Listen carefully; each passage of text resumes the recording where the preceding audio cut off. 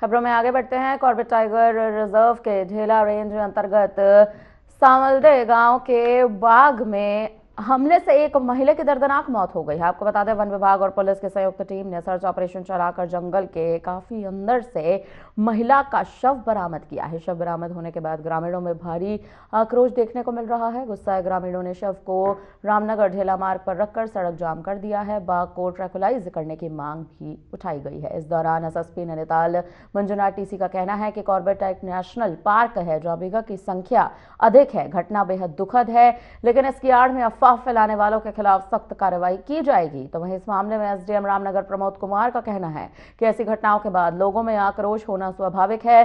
साथ ही उन्होंने बताया कि जाम खुलवा दिया गया है। कॉर्बेट टाइगर रिजर्व द्वारा नियमों के अनुसार पिंजरा लगवाने और बाघ पकड़ने की कार्रवाई की जा रही है।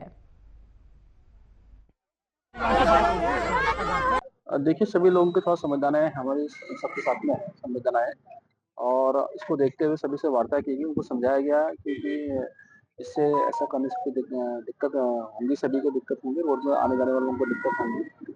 फिलहाल अभी आप बिजली लगाने के आदेश कलेक्टर साहब ने कर दिए हैं, बिजली लगाने की कार्रवाई चल रही है और ट्रैंक्विलाइज किए जाने के संबंध में पता लेख किया जा रहा है हायर अथॉरिटीज के लिए। जैसे ही वहाँ से परमिशन मिल जाएगी तो ट्रैंक्विलाइज करने का आदेश भी जो है मौके पर हो जाएगा और इस बात को लोगों को समझाया गया और जो भी बताया गया कि सारी टीम ने बहुत त्वरित गति से काम किया है। घटना दुर्घटना होते ही फॉरेस्ट की टीम तत्काल वहाँ मौके पहुँच गई थी और सबको बॉडी को रिकवर भी कर लिया गया था।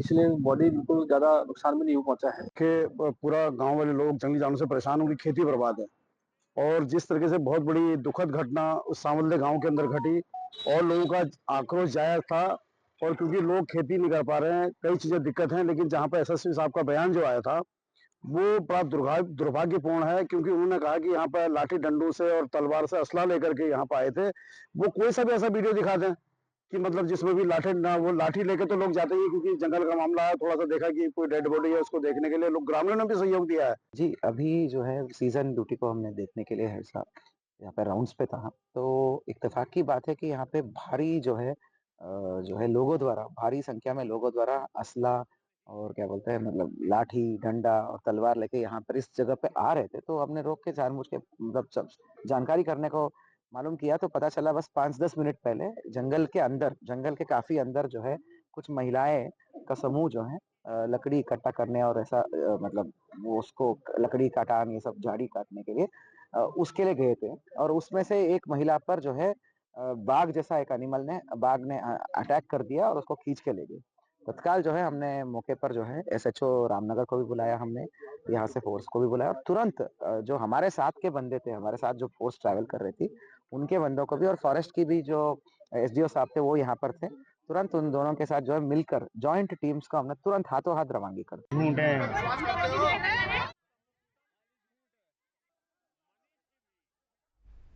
देवभूमि हरिद्वार के वैरागी कैंप में अखिल विश्व गायत्री परिवार ने ऋषि क्षेत्र का भव्य अनावरण किया है।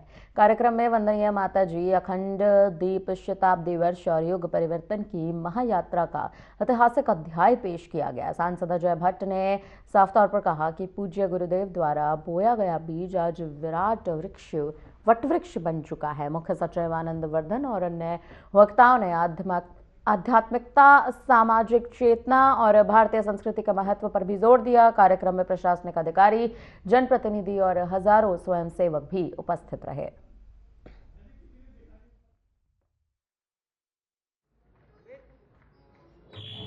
इस समारोह में सम्मिलित होने का जो सौभाग्य प्राप्त हुआ है मुझे, उसके लिए मैं डॉक्टर चिन्मय पांड्या को धन्यवाद देना चाहूँगा।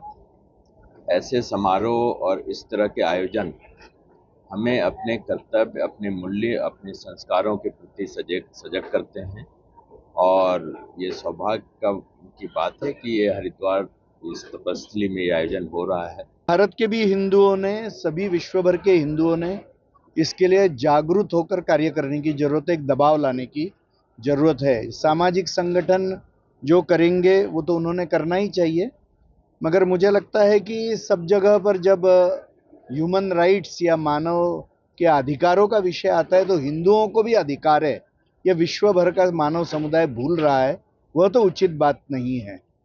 और इसलिए इतना हिंदुओं के ऊपर जो अत्याचार हो रहा है, तो जो अनेक प्रकार के संगठन आज खड़े हो रहे विश्व भर में, वो किसी सभी के मुंह में दही जम गया है ऐसा लग रहा है।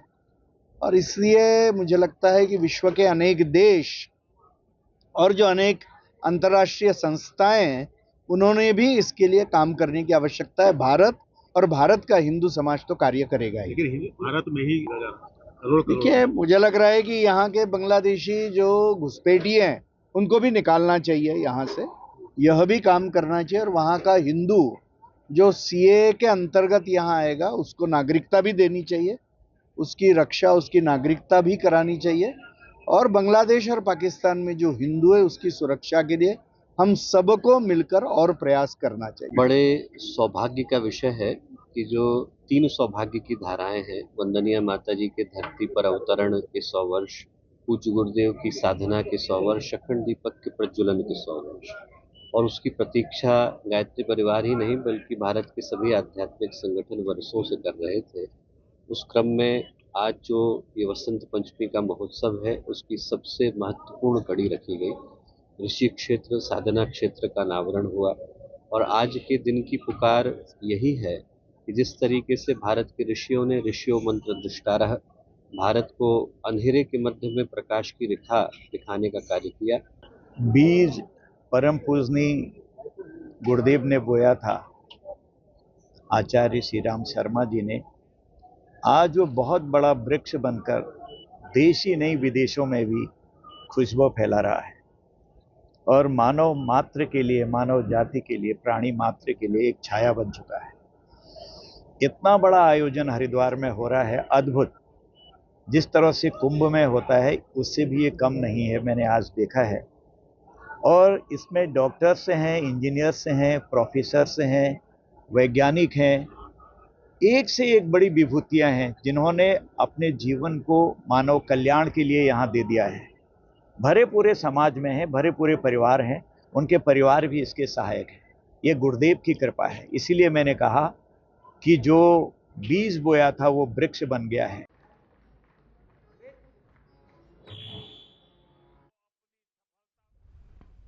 कॉर्बेट टाइगर रिजर्व के ढेला रेंज अंतर्गत सांवलदे गांव में बाघ के हमले से एक महिला की दर्दनाक मौत हो गई। वन विभाग और पुलिस की संयुक्त टीम ने सर्च ऑपरेशन चलाकर जंगल में काफी अंदर से महिला का शव बरामद कर लिया है। शव बरामद होने के बाद ग्रामीणों में भारी आक्रोश यहां पर देखने को मिल रहा है। आपको बता दें कि कॉर्बेट टाइगर रिजर्व के निर्देशक डॉक्टर साकेत बडोला ने साफ तौर पर बताया कि बाघ को ट्रैकुलाइज करने के लिए मौके पर पिंजरे लगाए जा रहे हैं। इसी के साथ कैमरा ट्रैप और ड्रोन के माध्यम से बाघ की गतिविधियों पर नजर भी रखी जा रही है। तो वहीं एसएसपी मंजुनाथ टीसी ने इस बात की जानकारी दी है कि कॉर्बेट एक नेशनल पार्क है जहां बाघों की अच्छी खासी आबादी है। यह घटना बेहद दुखद है, परंतु इसकी आड़ में अफवाह फैलाने वाले लोगों पर सख्त कार्रवाई की जानी भी जरूरी है। जहाँ पर आपको लगे कि वहाँ पर हुआ है? जी, अभी जो है सीज़न ड्यूटी को हमने देखने के लिए हर साल यहाँ पे राउंड्स पे था। तो इत्तेफ़ाक की बात है कि यहाँ पे भारी जो है लोगों द्वारा, भारी संख्या में लोगों द्वारा असला और क्या बोलते हैं मतलब लाठी, डंडा और तलवार लेके यहाँ पर इस जगह पे आ रहे थे। तो हमने रोक के जानबूझ के मतलब जब जानकारी करने को मालूम किया तो पता चला बस 5-10 मिनट पहले जंगल के अंदर, जंगल के काफ़ी अंदर जो है कुछ महिलाएँ का समूह जो है लकड़ी इकट्ठा करने और ऐसा मतलब वो उसको लकड़ी काटान ये सब झाड़ी काटने के लिए उसके लिए गए थे। और उसमें से एक महिला पर जो है बाघ जैसा एक बाघ ने अटैक कर दिया और उसको खींच के ले गए। तत्काल जो है हमने मौके पर जो है एसएचओ रामनगर को भी बुलाया, हमने यहाँ से फोर्स को भी बुलाया और तुरंत जो हमारे साथ के बंदे थे, हमारे साथ जो फोर्स ट्रैवल कर रही थी उनके बंदों को भी और फॉरेस्ट की भी जो एसडीओ साहब थे वो यहाँ पर थे। तुरंत उन दोनों के साथ जो है मिलकर जॉइंट टीम्स को हमने तुरंत हाथों हाथ रवानगी कर दी। देखिए, हमारी जो ढेला रेंज है उसके अंतर्गत एक इंसिडेंस अभी थोड़ी देर पहले हमको पता चला था कि महिलाएं जो थी वो जंगल के अंदर घास और लकड़ी लेने के लिए काफी अंदर तक चली गई थी। पूरा ग्रुप था उनका और उनमें से एक महिला पे बताया गया लोगों के द्वारा कि उन पर बाघ का अटैक हुआ है। हमारी टीम यहाँ तुरंत जो हमारी कार्रवाई दल था वो पहुंचा, हमारे सारे ऑफिसर्स यहाँ पर आ गए हैं और एसएसपी नैनीताल जो है वो भी यहीं पे क्षेत्र में थे। तो वहाँ पे अंदर जाके उस महिला की बॉडी को भी रिकवर कराया गया है वो महिला यहीं पास के गांव की रहने वाली है। बाकी चीजों पे जानकारी जैसे प्राप्त होगी हम आपको बताएंगे।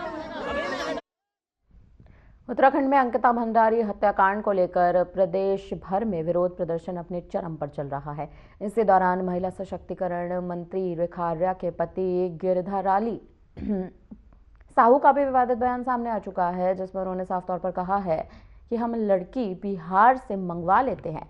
बिहार में महिलाएं 20 से 25 हजार रुपए में मिल जाती हैं, जो कि महिलाओं के प्रति देखा जाए तो एक बेहद अपमानजनक टिप्पणी है। इसके खिलाफ महिला कांग्रेस की प्रदेश अध्यक्ष ज्योति रौतेला के नेतृत्व में भी कार्यकारियों ने देहरादून में रेखा आर्या के आवास का घेराव करने की भी कोशिश की है। तो वहीं बताते चले कि पुलिस ने बैरिकेडिंग लगातार उन्हें रोककर वहां पर रोका गया है। इस दौरान पुलिस और महिला कांग्रेस के बीच झड़प भी हुई है। रौतेला ने मंत्री के पति से सार्वजनिक माफी की मांग की। भारतीय जनता पार्टी की नीच मानसिकता है, इसकी जानकारी दी। यदि माफी नहीं मिली तो महिला कांग्रेस उनके खिलाफ एफआईआर दर्ज करवा देगी।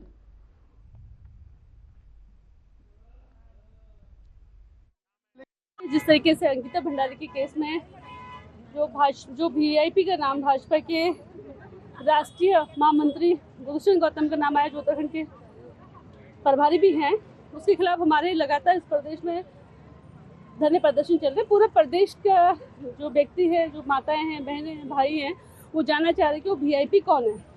इसी बीच में कल देखा है कि जो पति है गिरधारी लाल साहू, एक सार्वजनिक मंच पे उनकी विधानसभा सोमेश्वर में ये बात बोलते हैं कि महिलाएं बिहार से मैं मंगवा देता हूँ 20-25 हजार में मिल जाती हैं। ये मुझे लगता है कि पूरे देश की महिलाओं के लिए शर्मनाक बयान है और उसके खिलाफ लगातार हम ये धरना प्रदर्शन कर रहे हैं। रेखा आर्या जी को अपने पति को लेके सार्वजनिक प्रेस करनी चाहिए, सार्वजनिक तौर पर माफी मांगनी चाहिए, नहीं तो पूरे देश में हम गिरधारी लाल साहू के खिलाफ एफआईआर दर्ज करवाएंगे। माफी मांगो।